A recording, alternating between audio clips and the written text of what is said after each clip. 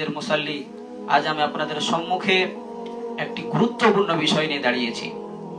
সেই গুরুত্বপূর্ণ বিষয়টি হচ্ছে সমকালীন মুসলমানদের হেনস্থার কারণ ও তার প্রতিকার। আজ বিশ্বের বুকে মুসলিম জাতি হেনস্থা কেন হচ্ছে, লাঞ্ছিত অপদস্থ কেন হচ্ছে? সম্মানিত মুসাল্লিবৃন্দ,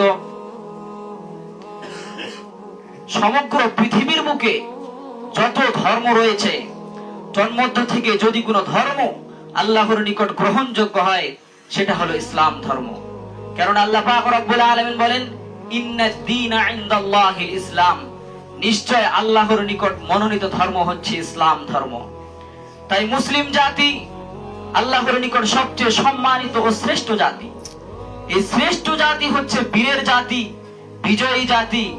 এক সময়ে বিশ্বের বড় বড় পরাশক্তি মুসলিমদের শক্তির কাছে পরাজিত হয়েছে, কিন্তু বর্তমান বিশ্বে মুসলিমরা সর্বত্র জুলম, নির্যাতিত, নিপীড়িত, লাঞ্ছিত, অপদস্থ হচ্ছে।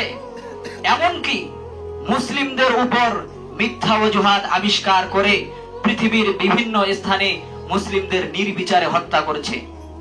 এর কারণ কি? মুসলিমদের এই অধঃপতন কি করে হলো? মুসলিম জাতি এত নিচু পর্যায়ে কি করে পৌঁছালো? যদি আমরা দেখতে চাই, তাহলে মুসলিমদের এই অবনতির অনেকগুলো কারণ রয়েছে, হেনস্থার অনেকগুলো কারণ রয়েছে। তার মধ্যে বড় কারণ হচ্ছে কোরআনকে ছেড়ে দেওয়া। মুসলিম জাতি এই কোরআনের অধ্যয়ন থেকে দূরে সরে গিয়েছে। মনে রাখবেন, পৃথিবীর বুকে মানব জাতির জীবন পরিচালনায় যদি কোনো ধর্মগ্রন্থ থাকে, তাহলে সব থেকে উৎকৃষ্ট ধর্মগ্রন্থ হচ্ছে মুসলিমদের ধর্মগ্রন্থ আল কোরআন। এই কোরআনের অবলম্বন থেকে মুসলিম জাতি দিন দিন দূরে সরে যাচ্ছে। তাই তো পৃথিবীর বুকে মুসলিম জাতি লাঞ্ছিত, অপদস্থ ও পরাজিত হচ্ছে। কেননা রাসূল সাল্লাল্লাহু আলাইহি ওয়াসাল্লাম বলেছেন, ইন্নাল্লাহা ইয়ারফাউ বিহাযাল কিতাবি আকওয়ামা ওয়া ইয়াযউ বিহি আখারিন। কোরআন এমন একটি গ্রন্থ, যে গ্রন্থের কারণে আল্লাহ পাক রব্বুল আলামিন বহু জাতিকে সম্মানিত করেছেন, উঁচু পর্যায়ে স্থান দিয়েছেন। ওয়া ইয়াযউ বিহি আখারিন, এবং এর কারণেই বহু জাতিকে নিম্ন স্তরে পরাজিত করেছেন, লাঞ্ছিত করেছেন। আজ মুসলিম জাতি এই কোরআনের অবলম্বন থেকে, এই কোরআনের এই পথ প্রদর্শক কোরআনকে ছেড়ে দিয়ে, এই পথ প্রদর্শক কোরআনকে এড়িয়ে চলে পৃথিবীর বুকে বিচরণ করছে। তাই তো লাঞ্ছিত, অপদস্থ, অপরাজিত হচ্ছে। দ্বিতীয় বড় কারণ হচ্ছে মুসলিমদের মধ্যে পরস্পরে দ্বন্দ্ব লেগে থাকা। আজ মুসলিম জাতি ধর্ম পালনে, ধর্ম নিয়ে বাড়াবাড়ি করার কারণে পরস্পরের মধ্যে দ্বন্দ্ব লেগেই রয়েছে। মুসলিমরা পৃথিবীর বুকে ভিন্ন ভিন্ন দলে বিভক্ত হয়ে গিয়েছে। পারস্পরিক দ্বন্দ্ব ও মতানৈক্যের কারণে ঐক্যবদ্ধতা বিনষ্ট হয়েছে। তাই তো মুসলিম জাতি একাকিত্বে লাঞ্ছিত, অপদস্থ ও পরাজিত হচ্ছে। এজন্য আল্লাহ পাক রব্বুল আলামিন বলেন, ওয়াতাসিমু বিহাবলিল্লাহি জামিআন ওয়া লা তাফাররাকু।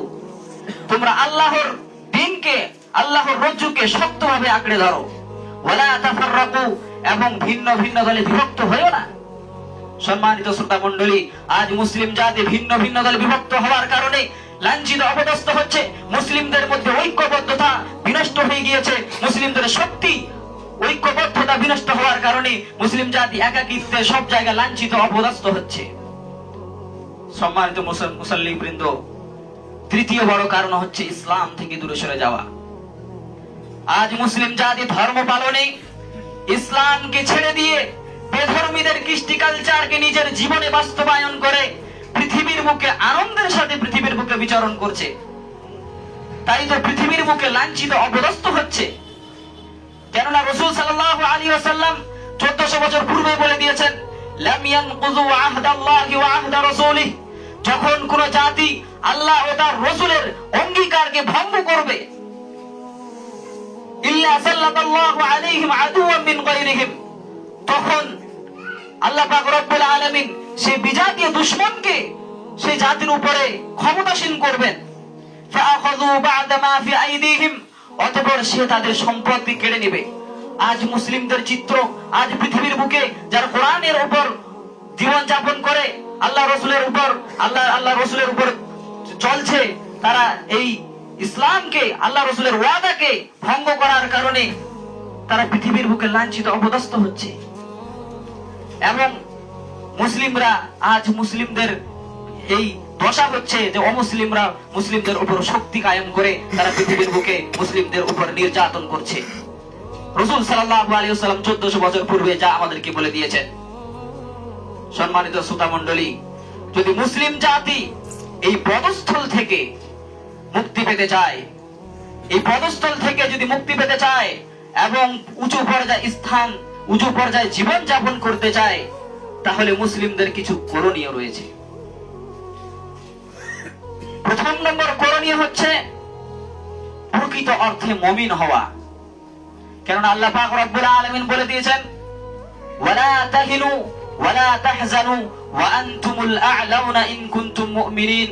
তোমরা হতাশ হয়ো না, হীনবল হয়ো না। ওয়া আনতুমুল আ'লাউন, তোমরাই বিজয়ী। ইন কুনতুম মুমিনিন, যদি তোমরা প্রকৃত অর্থে মুমিন হতে পারো। মুসলিম জাতি যদি আজ প্রকৃত অর্থে মুমিন হতে পারে, তাহলে হতাশ হওয়ার, হীনবল হওয়ার কোনো কারণ নেই। তারাই বিজয়ী পৃথিবীর বুকে, এবং এই বিজয়ীদের দ্বারাই মুসলিম জাতি অমুসলিমদের হাত থেকে, নির্যাতন থেকে মুক্তি পাবে। আল্লাহ পাক রব্বুল আলামিন মুসলিমদেরকে বলে দিয়েছে। দ্বিতীয় নম্বর করণীয় হচ্ছে বিশুদ্ধ আকীদার জ্ঞান অর্জন করা এবং শিরককে বর্জন করা। কেননা এই বিশুদ্ধ আকীদার জ্ঞান যদি না থাকে, এই আকীদার বিষয় মুসলিমদের মধ্যে একে অপরের মধ্যে দ্বন্দ্ব লেগে রয়েছে। মুসলিম জাতি আকীদা বিষয়ে ভিন্ন ভিন্ন দলে বিভক্ত হয়েছে।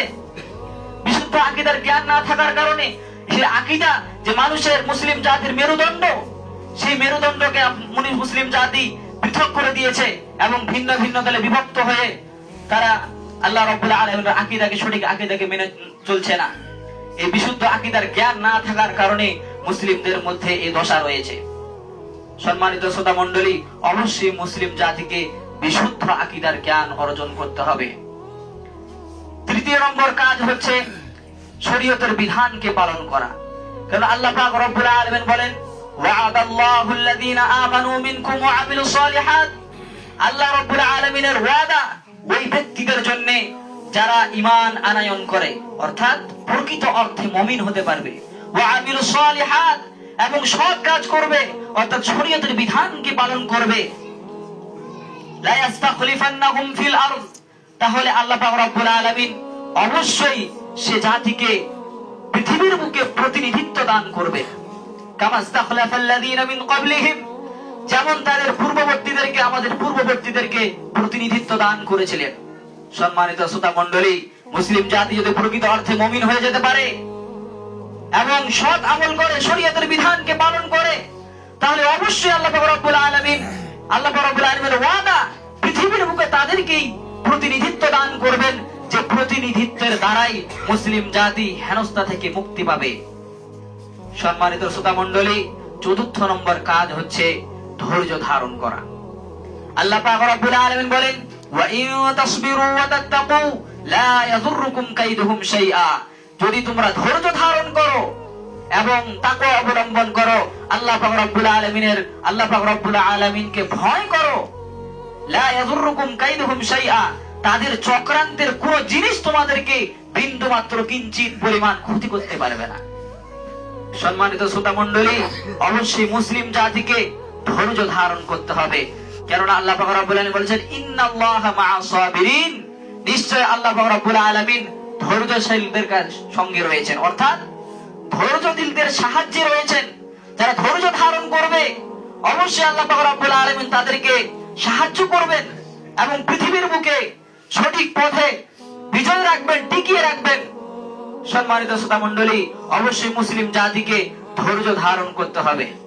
আল্লাহ পাক রব্বুল আলামিন যেন আমাদেরকে এই সমস্ত কর্মকে নিজের জীবনে বাস্তবায়ন করার তৌফিক দান করে। সকল বলেন আমিন। বারাকাল্লাহ। ونصلي على رسوله الكريم. أما بعد، أعوذ بالله من الشيطان الرجيم. بسم الله الرحمن الرحيم. قل هو الله أحد الله الصمد لم يلد ولم يولد ولم يكن له كفوا أحد. সম্মানিত শ্রোতা মণ্ডলী, আমরা বুঝতে পারলাম এই বক্তব্যের মাধ্যমে যে মুসলিম জাতি পৃথিবীর বুকে লাঞ্ছিত কি কারণে হচ্ছে। অনেকগুলো কারণ রয়েছে, কয়েকটি বড় কারণ আপনাদের মাঝে বললাম, এবং এর প্রতিকার কয়েকটি বলা হলো। অনেকগুলো প্রতিকার রয়েছে। যদি মুসলিম জাতি এই প্রতিকার, বড় বড় প্রকৃত প্রতিকারের উপরে জীবন যাপন করতে পারে, তাহলে অবশ্যই পৃথিবীর বুকে মুসলিম জাতি প্রতিনিধিত্ব করবে।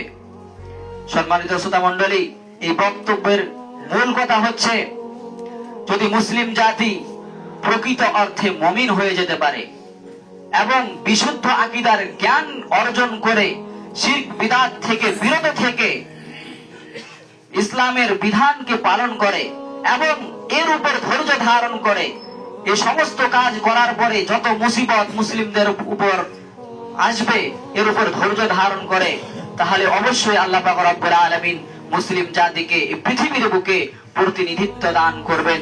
এটা আল্লাহ পাক রব্বুল আলামিনের ওয়াদা। এবং পৃথিবীতে মুসলিম জাতি বেধর্মীদের হেনস্থা থেকে মুক্ত পাবে ইনশাআল্লাহুল আজিজ। আল্লাহ যেন আমাদেরকে এই সমস্ত কাজকে নিজের জীবনে বাস্তবায়ন করার তৌফিক দান করে, সকলে বলেন আমিন। এবং আল্লাহ পাক রব্বুল আলামিন যেন মুসলিম জাতিকে এই লাঞ্ছিত অপদস্থ সমাজ থেকে, এই লাঞ্ছিত অপদস্থ মুসলিম জাতিকে পরিত্রাণ দান করেন, সকলে বলেন আমিন। আল্লাহ পাক রব্বুল আলামিন যেন মুসলিমদেরকে প্রকৃত অর্থে মুমিন হওয়ার তৌফিক দান করেন, বিশুদ্ধ আকীদার জ্ঞান অর্জন করার তৌফিক দান করেন, ইসলামের বিধানকে পালন করার তৌফিক দান করেন, যেন ধৈর্য ধারণ করার তৌফিক দান করেন, সকলে বলেন আমিন। বারাকাল্লাহু লানা ওয়া লাকুম ফিল কুরআনিল আযীম ওয়া নাফা'না ওয়া ইয়্যাকুম বিল আয়াতি ওয়াদ যিকরিল হাকীম।